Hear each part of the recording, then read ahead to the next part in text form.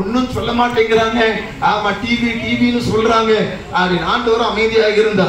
சோத்திரம் கொஞ்ச நாட்கள் கழிச்சு 4 மாசம் கழிச்சு சோத்திரம் அதே தொப்புள் வழியாக, எந்த தொப்புள் வழியாக சீடும் ரத்தமும் வந்ததோ அதே தொப்புள் வழியாக திரும்ப மோஷனும் யூரினும் வர ஆரம்பிச்சிருந்த நம்பிக்கை எனக்கு சோத்திரம் கலச்சட்டை போட்டாவே துணியை மடிச்சு தொப்புள் வழியா வச்சு சோத்திரம் இடுப்பை சுத்தி துணி வச்சு கட்டி அதுக்கு மேல ஒரு பனியன், அதுக்கு மேல ஒரு சட்டை போட்டு தான் சர்ச்சைக்கே போவேன், எந்த இடத்துக்கு போவேன்.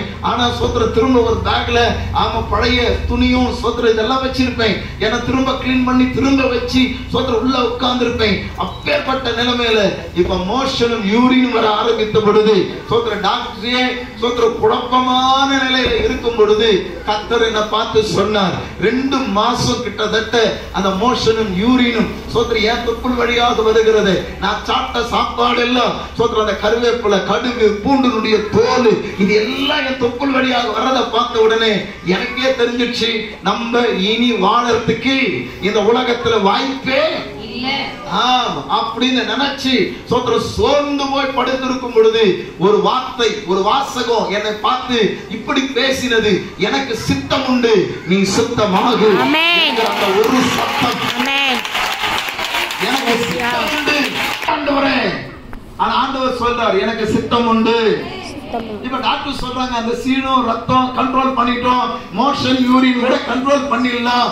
ஆனா தொப்புள் வழியில ஒரு சுண்டு விரல் போற அளவுக்கு ஹோல்ஸ் இருக்கு, இது எப்படி அடைக்க அப்படின்னு அவங்களே பேசிட்டு இருக்கிறாங்க. ஆனா தேவனுடைய பிரதான கிருபையினால எங்க சபையார் எனக்காக ஊக்கமா ஜெபம் பண்ணாங்க. நானும் சோத்ரம் உட்கார்ந்து ஊக்கமா ஜெபம் பண்ண ஆரம்பிச்சேன். ஆமென் சொல்லுங்க பார்க்கலாம். கர்த்தர் எனக்கு இறங்கினார், தெய்வம் எனக்கு இறங்கினார்.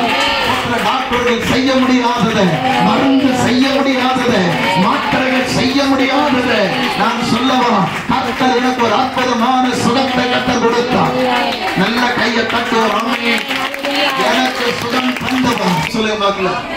ஆனா எப்படி அந்த தொப்புளுடைய ஹோல்ஸ் அடைஞ்சதுன்னு தெரியாது, எப்படி அந்த சீருட ரத்தம் நின்னுச்சுன்னு தெரியாது, எப்படி அந்த மோஷன் யூரின் நின்னுச்சுன்னு தெரியாது. கர்த்தர் ஒரு அற்புதமான சுகத்தை கர்த்தர் கொடுத்தார்.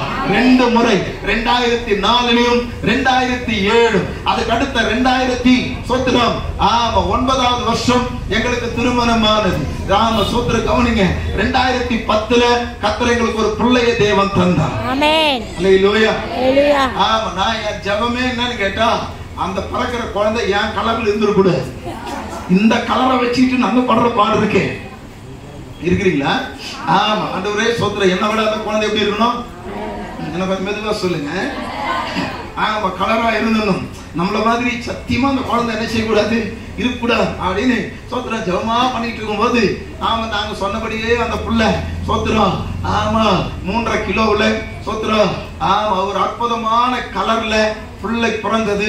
எனக்கு செய்தி வந்துச்சு, திருவள்ளூர் ஹாஸ்பிட்டல்ல தான் வேகமா நான் போய் பார்க்கும் பொழுது ஒரு கோர சம்பவம் என்னன்னா, என் பிள்ளை பிறந்த பிள்ளைக்கு மூச்சு விட முடியாம சோத்திரம் ஆக்சிஜன் சோத்திரம் வச்சு அந்த பிள்ளைய வச்சிருக்கிறாங்க.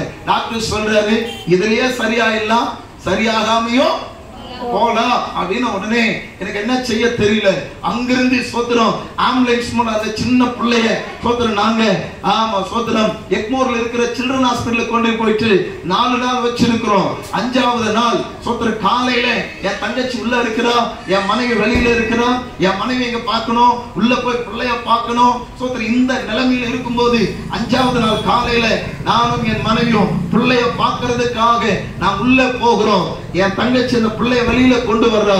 சோத்திரம் ஒரு வெள்ளை துணியில பிள்ளைய சுத்தி கொண்டு வந்து அண்ணே கர்த்தர் பிள்ளையை எடுத்துக்கொண்டார் அப்படின்ன உடனே நாங்க 2 பேரும் சரிந்து விழுந்தோம். ஆண்டவரே சோத்திரம், முதல் பிள்ளைய கொடுத்தீங்க, ஆனா அந்த பிள்ளைய நீங்களே எடுத்துட்டீங்களே அப்படின்னு சோத்திரம் மிகுந்த வேதனையோட அந்த பிள்ளைய கொண்டு வந்து ஆமா வெள்ளிக்கிழமை சோத்திரம் காலையில பிள்ளை இறந்துச்சு. சோத்திரம் 3:30 மணிக்கு பிள்ளைய கொண்டு வந்து அடக்கம் பண்ணினோம். சனிக்கிழமை நானே மனைவியை கையை பிடிச்சு ஜெபம் பண்ணோம். ஞாயிற்றுக்கிழமை ஒரு சபையில நின்று என் பிள்ளை இறந்ததை மறந்து சோத்திரம் 1.5 மணி நேரம் பிரசங்கம் பண்ணி முடிச்சு அதுக்கு பிறகுதான் நேற்றுக்கு முந்தின நாள் என் பிள்ளை மரிச்சா அடக்கம் பண்ணிட்டு வந்து நிக்கிறேன். சொல்லுங்க பார்க்கலாம். திரும்ப சோத்திரம் ஒரு 40 நாட்கள் உபவாசம் போட்டு நாங்க ஜெபம் பண்ணும் போது கர்த்தர் சொன்னா, இழந்ததை நான் திரும்ப உனக்கு மறுபடியும் 11வது வருஷத்துல தேவன் திரும்ப எங்களுக்கு தேவன் ஒரு ஆண் பிள்ளையை கர்த்தர் கொடுத்தார். திரும்ப கர்த்தர் 2013ல கர்த்தர் எங்களுக்கு ஒரு பெண் பிள்ளையை கர்த்தர் கொடுத்தார். இவங்க 2 பேருமே கர்த்தர் எங்களுக்கு ஊழியத்துல ஆதரவாய் பக்கபலமாய் கர்த்தர் வச்சிருக்கிறார். ஆமென் சொல்லுங்க பார்க்கலாம். 2012வது வருஷம் திடீர்னு சோதரம் ஒரு ஜெபத்தை முடிச்சிட்டு நான் வீட்டுக்கு வர்றேன். சோதரம் கடுமையான வயிற்று வலி, பக்கத்துல இருக்கிற எல்லா ஹாஸ்பிட்டலுக்கும் போயிட்டு என்ன கூட்டிட்டு போறாங்க. கார்ல கூட்டிட்டு போறாங்க, பைக்ல கூட்டிட்டு போறாங்க. சோதரம் வருவோம், வீட்டுக்கு வருவோம் 1 மணி நேரம். திரும்ப அந்த வலி தாங்க முடியாம கூட்டிட்டு போகும்போது அங்கிருந்து திருவள்ளூர் GH கூட்டிட்டு வர்றாங்க. சோதரம் தனியார் ஹாஸ்பிட்டல்ல பார்த்தோம், செட் ஆகல. இங்க வந்த உடனே ஸ்கேன் பண்ணி பார்த்துட்டு எங்களுக்கே என்னன்னு தெரியல, நீங்க சென்னை GH கொண்டு போங்க. உடனே அங்கிருந்து என்ன கார்ல கொண்டு போயிடுறாங்க. சோதரம் கொண்டு போயிட்டு வச்சிருக்கிறாங்க. கிட்டத்தட்ட 28 நாள் நான் உள்ள இருக்கிறேன். ஆமென் சொல்லுங்க பார்க்கலாம். சோதரம் திடீர்னு 26வது நாளா தெரியல வந்து டாக்டர் சொல்றாரு, உனக்கு ஆபரேஷன் பண்ணணும். ஏன்னா ஏற்கனவே வந்த டிவினால உன்னுடைய குடல் எல்லாம் ஜாம் ஆயிருக்கு, சிறுங்குடல் பெருங்குடல் எல்லாம் ஒட்டி இருக்கு. அதை பிரிச்சு எடுத்தாதான் இந்த வயிற்று வலியே உனக்கு நிக்குமே தவிர மற்றபடி வாய்ப்பே இல்லை அப்படின்னு சோதரம் சொல்லி என்னை கொண்டு வந்து சோதரம் கொண்டு போறாங்க. ஏன்னா எனக்கு ஒரு தைரியம் என்னன்னு கேட்டா, அப்பவே சோதரம் 2004 2007ல நான் கிட்டத்தட்ட 3 முறை ஆபரேஷன் தியேட்டருக்குள்ள போயிட்டு வந்திருக்கிறேன். அல்லேலூயா. தியேட்டருக்குள்ள போவேன். சோதரம் ஷேவ் எல்லாம் பண்ணி ட்ரெஸ் எல்லாம் மாத்தி உள்ள கூட்டிட்டு போவாங்க. உள்ள கூட்டிட்டு போனோடனே எனக்கு மட்டும் ஆபரேஷன் கேன்சல்னு வெளியே அனுப்பிடுவாங்க. 3 முறை நடந்ததுனால 4வது முறையா இப்படிதான் பண்ணுவாங்கன்னு சொல்லி நேர உள்ள கூட்டிட்டு போறாங்க. உள்ள போய் உட்கார்ந்த உடனே உள்ள இருந்து ஒரு சத்தம் என்னன்னு கேட்டா, சோதரம் தியேட்டருக்குள்ள தண்ணி வரல, இன்னைக்கு ஆபரேஷன் கேன்சல்னாங்க.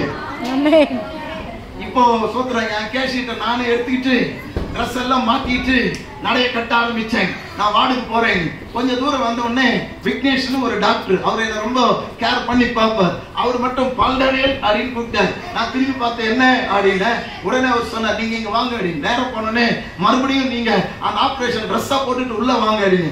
ஏயா அப்படின்னா, சோதரர் உனக்கு மட்டும்தான் ஆபரேஷன் அப்படின்னு உடனே திரும்ப உள்ள போனேன். சோத்திரம் உள்ள போயிட்டு கிட்டத்தட்ட இடுப்புல சோத்திரம் இன்ஜெக்ஷனை போட்டு சோத்திரம் ஒரு ஆபரேஷன் எனக்கு செய்யப்பட்டது. 28 தையல் என் வயிற்று பகுதியில போடப்பட்டது. சோத்திரம் அந்த 28 தையல் போட்ட அளவுக்கு என் வயிறை சோத்திரம் உள்ள இருக்கிற எல்லா குடலை எடுத்து ஜாமெல்லாம் பிரிச்சுட்டாங்க அப்படின்னு நான் நினைச்சேன். 2.5 மணி நேரம் ஆபரேஷன் முடிஞ்சது. என்ன போஸ்டல் வார்டுல வச்சிருக்கிறாங்க. ஆபரேஷன் முடிஞ்சு 4வது நாளா 5வது நாளா தெரியல, எல்லா டாக்டர் டீமே வந்து என்ன பார்த்து சூழ்ந்துட்டு சொன்னாங்க, சோத்திரம் உனக்கு ஆபரேஷன் நடந்தது உண்மை, 2.5 மணி நேரம் செஞ்சது உண்மை. ஆனா எல்லா ஜாயிண்ட எங்களால பிரிக்க முடியல. சில ஜாயிண்ட வச்சு அப்படியே டிச் பண்ணிட்டோம். அதனால நீங்க லாங் டிராவல் எல்லாம் பண்ணக்கூடாது, வெயிட் எல்லாம் தூக்க கூடாது, அதிகமா சாப்பிட கூடாது. சோத்திரம் நீங்க அதை செய்யக்கூடாது, இதை செய்யக்கூடாது. இதுக்கு எல்லாவற்றுக்கும் மேல 6 மாசம் நீங்க பெட் ரெஸ்ட் எடுத்தே ஆகணும். இப்படி எல்லாம் சொல்லி சோத்திரம் என்ன நவம்பர் மாசம் என்ன வீட்டுக்கு அனுப்பினாங்க. இருக்கிறீங்களா? ஆமென். அல்லேலூயா. வீட்டுக்கு வந்தேன். சோத்திரம் 28 தையல்ன்றதுனால ஒரு தையல் எடுத்துட்டு ஒரு தையல் மட்டும் விட்டு மறுபடியும் பேண்டேட் போட்டு விட்டு வச்சாங்க. டிசம்பர் 4ஆம் தேதி எடுமனே என் பைக்கை எடுத்துட்டு என் மனைவியை பின்னாடி உட்கார வச்சுட்டு 46 கிலோமீட்டர் பைக் எடுத்துட்டு போனேன். போயிட்டு ஒரு கூட்டத்துல 1 மணி நேரத்துக்கு மேல பிரசங்கம் பண்ணி சோத்திர என் மனைவியை ஜெபம் பண்ண சொல்லி அவங்க ஆராதனை பண்ணி அவங்க ஒரு பிரசங்கம் பண்ணாங்க நினைக்கிறேன். சோத்திரம் முடிச்சு நாங்க திரும்ப வீட்டுக்கு வந்து சோத்திரம் அடுத்த நாள் தையல் பிரிக்கிறதுக்காக டாக்டரை போய் பார்த்தோன்னே டாக்டர் என்ன பார்த்து கேட்டார், எந்த தைரியத்துல ஒரு தையலை விட்டு ஒரு தையல் பிரிக்காத போது ஒரு தையலுக்கும் சோத்திர அடுத்த தையலுக்கும் 15 நாள் கேப், இப்படி இருக்கும்போது எந்த தைரியத்துல நான் சோத்திரம் சொன்னேன், கர்த்தர் என் கூட இருக்கிறார் ஒரே தைரியம். ஆமென் சொல்ல பார்க்கலாம். என் சரீரத்தை குறித்து நீங்க படிச்சு வருது. என் சரீரத்தை 4 லட்சம் கிலோமீட்டர் நான் 2 வீலர்ல பிரயாணம் பண்ணி இருக்கிறேன். ஆபரேஷனுக்கு பின்பு இந்த பக்கம் ஜம்மு வரைக்கும் ஊழியத்துக்கு போயிருக்கிறேன். இந்த பக்கம் கன்னியாகுமரியுடைய கடை